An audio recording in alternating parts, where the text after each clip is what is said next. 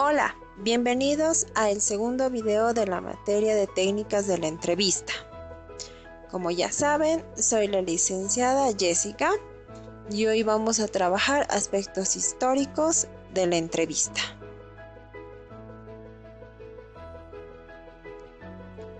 Los objetivos del presente contenido de esta clase y de las clases del resto de esta semana son la descripción y estudio de 1. La importancia de la entrevista en la carrera de liderazgo pastoral. 2. Conocer aspectos históricos de la entrevista. 3. Definición de la entrevista y características esenciales. 4. Clasificaciones en función de varios criterios. Y por último, 5. Cuestiones éticas. Tras haber estudiado este capítulo y los capítulos de la presente semana, el alumno debe ser capaz de conocer el origen, utilidad y objeto de la entrevista en el ámbito psicológico y, por supuesto, en el liderazgo pastoral. Saber reconocer sus características definitorias, diferenciar sus finalidades, propósitos y ámbitos, y familiarizarse con las competencias necesarias para ser un buen entrevistador con respecto a la ética.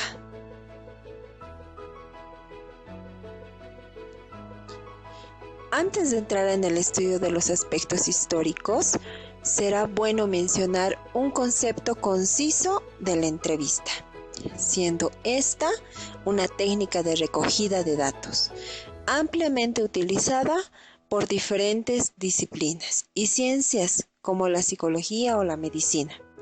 Su uso puede parecer sencillo, pero es difícil y compleja de llevar a cabo.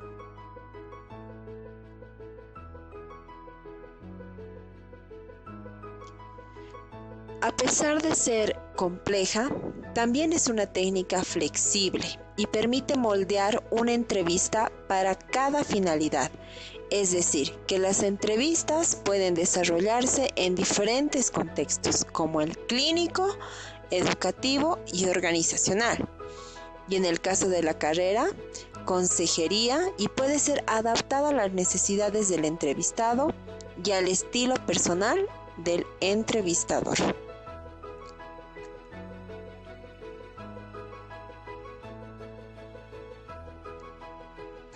Ahora sí, vamos a comenzar con los aspectos históricos de la entrevista.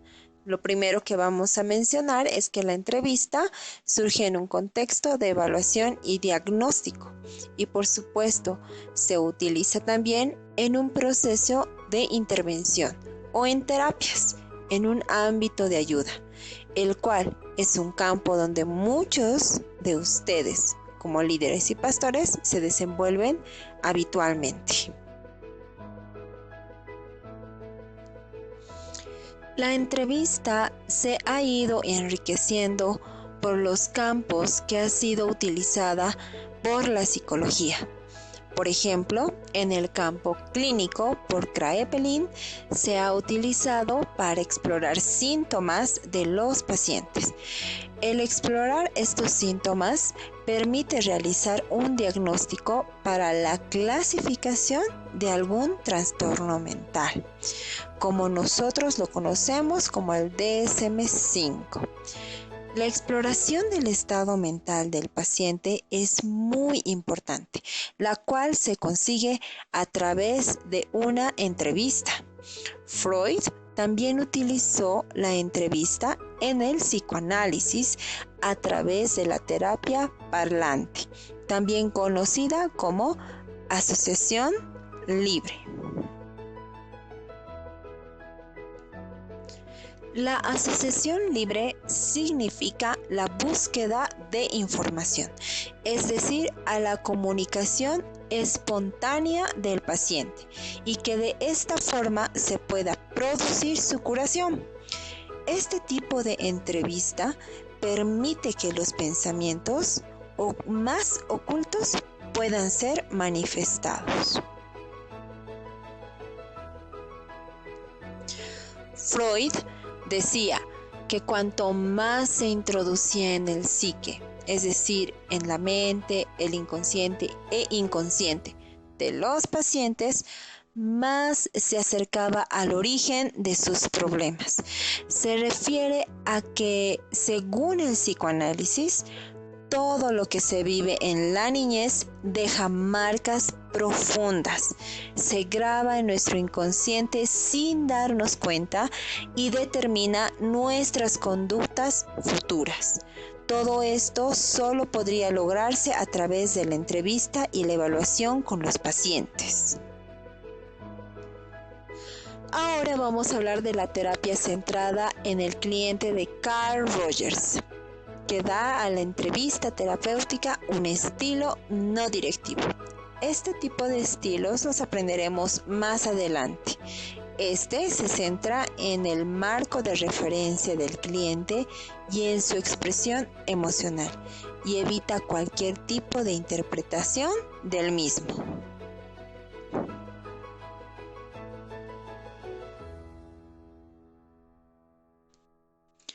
En el conductismo, los terapeutas de la conducta destacaban que la entrevista es un instrumento fundamental en el análisis de la conducta. Por otra parte, la investigación social da un gran aporte a la entrevista. La estandarización y cuantificación de la técnica, es decir, que a partir de este periodo se elaboraron los tests, lo cual obligaba a manejar muchos datos y personas evaluadas, desde la psicología social y la psicología organizacional con entrevistas de selección de personal.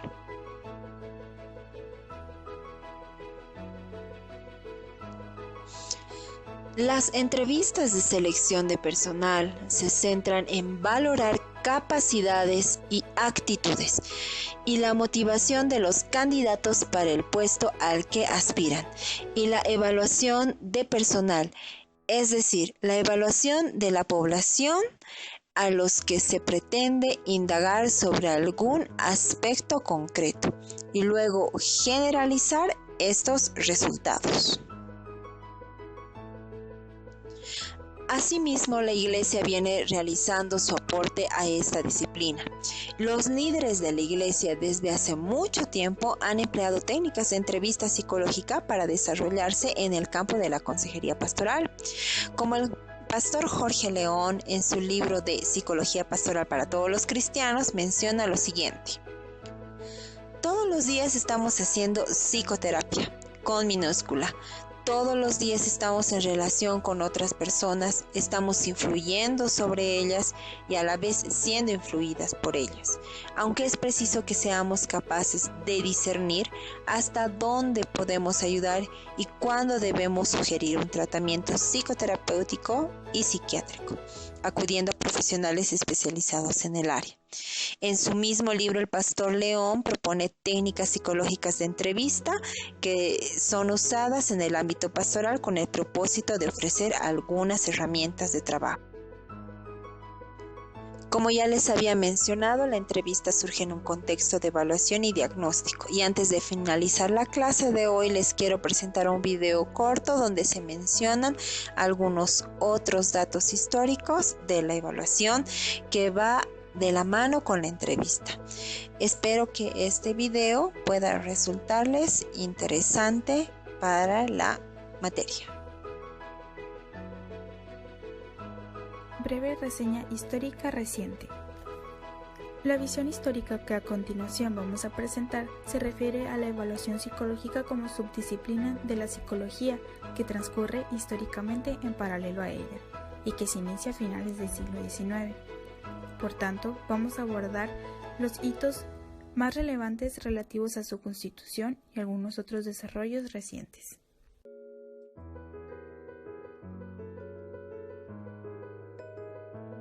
Francis Galton, 1822-1911, padre de la psicología diferencial, se centra en el establecimiento de las diferencias individuales tratando de llegar a la descripción y medición de las características humanas. Publica su obra más importante en 1883, lo que más tarde serían los test mentales. Galton elabora una primera rudimentaria evaluación psicológica. En 1884 crea un laboratorio antropométrico. Con todo ello, no cabe duda de la importancia de Galton para la evaluación psicológica, ya que sintetiza con su obra objetivos evaluativos, científicos y aplicados.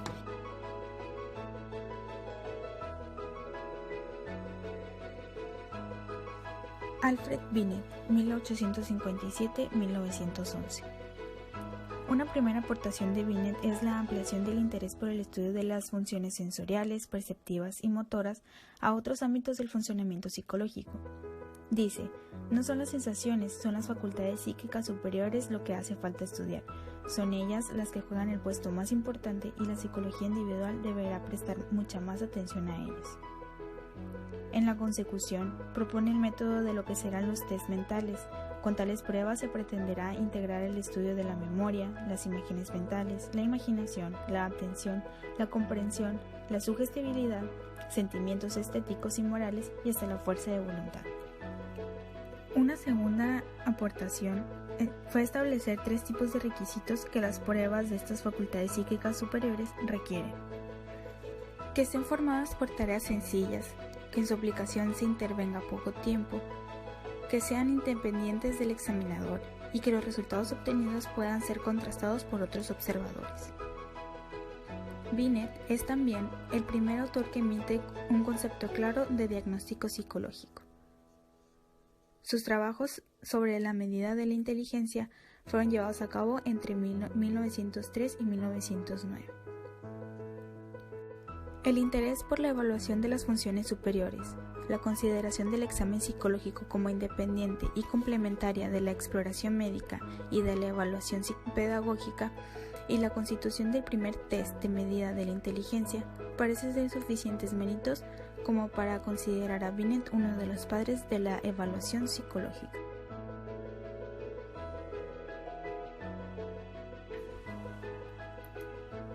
McKim-Cattell, 1860-1944. Los objetivos científicos de James McKim-Cattell fueron, también, fundamentalmente diferencialistas. En 1890 acuña el término test mental. El objetivo de tales pruebas lo estableció en la determinación del rango, exactitud y naturaleza de las facultades psicológicas, así como en la posibilidad de reunir suficiente material como para hallar los factores que regulan el desenvolvimiento de esas facultades. Este autor es el primero que plantea baterías de prueba para la evaluación psicológica, poniendo en 1896 2 baterías diferentes, cada una conformada por una serie de test. Rechaza abiertamente la introspección como un método científico y mantiene como objetivo prioritario la utilización de procedimientos de medición objetivos a través del estudio de las ejecuciones de los sujetos en diversas tareas.